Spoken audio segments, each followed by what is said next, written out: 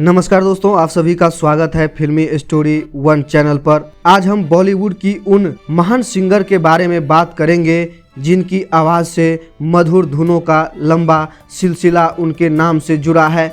उन्होंने फिल्मी दुनिया को सुरीले नगमों की सौगात उस दौर में दी जब फिल्मों में बढ़ती हिंसा ने संगीत के लिए गुंजाइश कम कर दी थी। ऐसे ही दौर में उभरे थे एक ऐसी शख्सियत का नाम जिसने संगीतकार, गीतकार और गायक के रूप में हिंदी सिनेमा को बेशुमार सदाबहार गाने दिए। जब भी रामायण का जिक्र होता है तो हमेशा इसके निर्माता निर्देशक रामानंद सागर से और राम सीता यानी कि अरुण गोयल व दीपिका चिखलिया का ही चेहरा जहन में उभर कर आता है।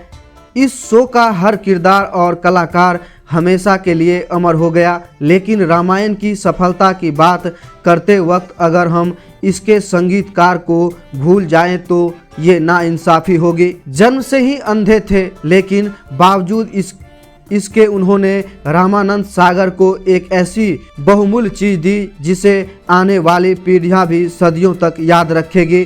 इसमें कोई शक नहीं कि रामानंद सागर का रामायण की भजन मंगल भवन अमंगल हारी के बिना अधूरी सी लगती थी।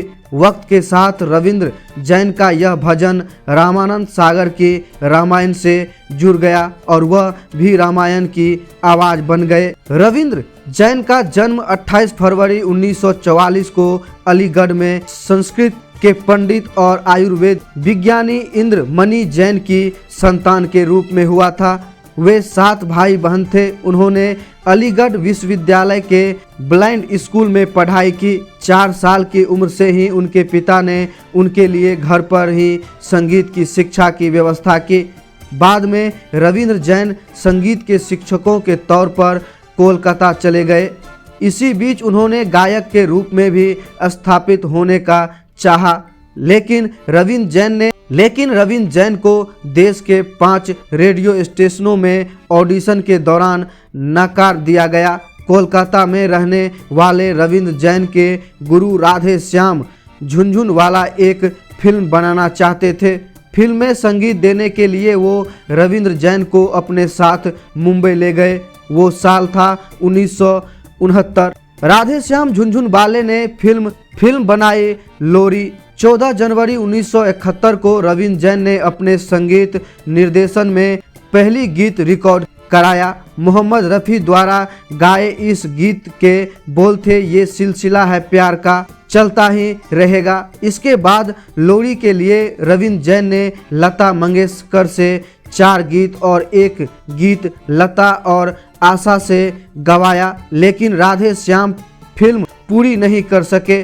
फिर भी रविंद्र जैन की खुशी का ठिकाना नहीं था। उन्होंने पहली ही फिल्म में रफ़ी, लता और आशा जैसे दिग्गज गायकों के साथ गवाने का मौका मिला था। रविंद्र जैन के संगीत निर्देशक में जो पहली फिल्म रिलीज हुई थी वो कांच और हीरा। 1972 में इस फिल्म में रविंद्र जैन ने फिर रफ़ी साहब से एक गीत गवाया जिसके बोल थे, नज़र आती है नहीं मंजिल। ये फिल्म तो बॉक्स ऑफिस पर फेल हो गई, लेकिन रविंद्र जैन ने फेल नहीं हुए। 1973 में आई राजश्री प्रोडक्शन की फिल्म सौदागर ने रविंद्र जैन की किस्मत के दरवाजे खोल दिए।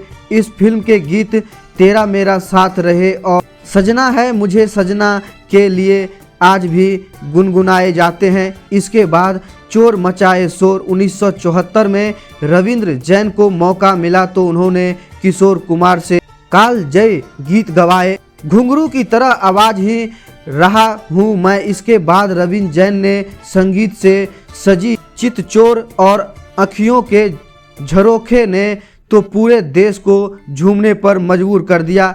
इन फिल्मों के बाद ही हेमलता को लता मंगेशकर के विकल्प के रूप में देखा जाने लगा। तपस्या 1975 का गीत तो पंछी 2 तिनके देखो लेकर चले हैं कहाँ। चितचोर 1976 का गीत श्याम तेरे कितने नाम। 1977 में जसपाल सिंह का गाया गाना जब तू मेरे सामने आए मन का संगम टूट जाए।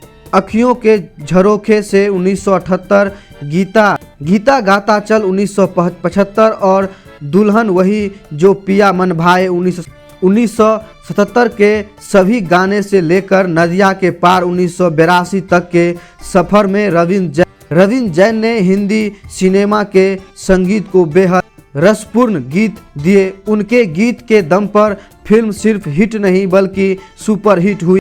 चितचोर 1976 के लिए उन्हें सर्वश्रेष्ठ संगीत निर्देशक का फिल्म फेयर पुरस्कार मिला था। इसके बाद 1978 में फिल्म अखियों के झरोखे से के लिए सर्वश्रेष्ठ गीतकार का फिल्म फेयर पुरस्कार मिला। साल 1985 में फिल्म राम तेरी गंगा मैली में संगीत देने के लिए उन्हें सर्वश्रेष्ठ संगीत निर्देश और 1991 में फिल्म हिना के गीत मैं हूँ खुश रंग हिना के लिए सर्वश्रेष्ठ गीतकार का फिल्म फेयर पुरस्कार मिला।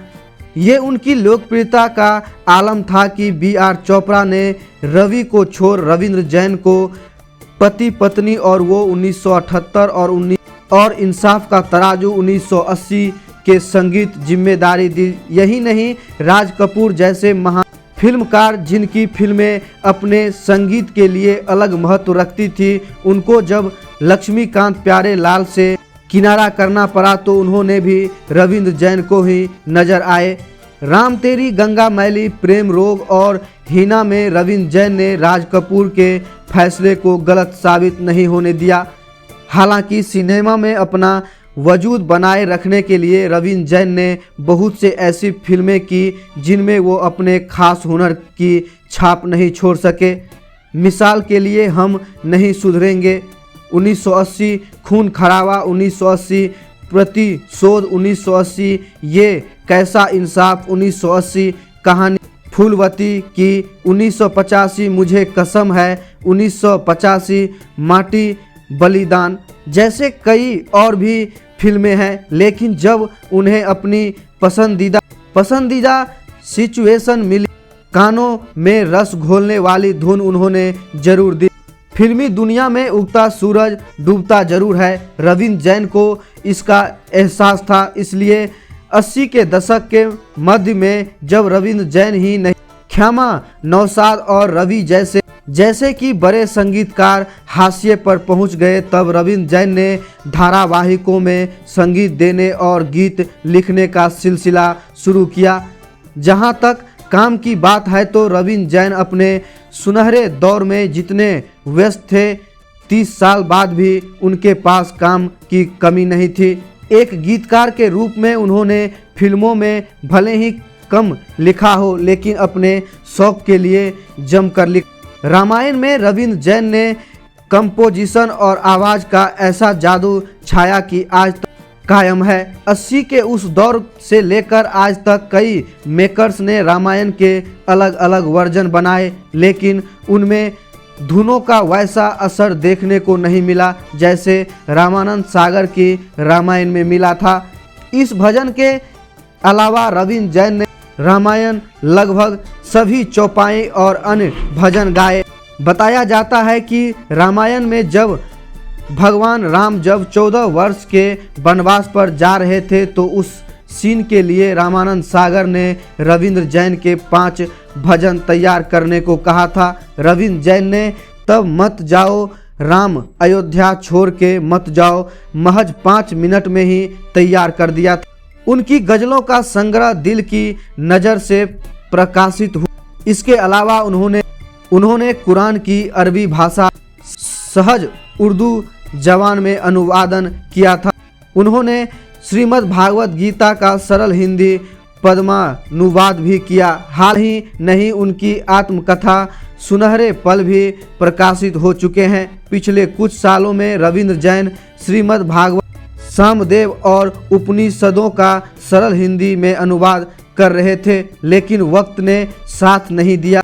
पिछले 2 सालों से किडनी की बीमारी से उनके सृजन पर गहरा असर डाला और इसी बीमारी की वजह से 9 अक्टूबर 1915 को उनका निधन हो गया। तो दोस्तों, एक ऐसा बॉलीवुड का सिंगर जो राम और घनश्याम का गीत गाया करता था, लेकिन उनकी एक आखिरी इच्छा कि भागवत गीता को और जो धार्मिक ग्रंथ है उसको वो सरल भाषा में हिंदी में अनुवाद कर सके।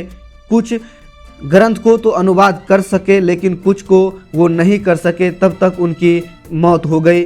तो आशा करते हैं कि आपको ये कहानी अच्छी लगी हो, तो हमें कमेंट करके ज़रूर बताएं। वीडियो को लाइक करें और चैनल को सब्सक्राइब करना मत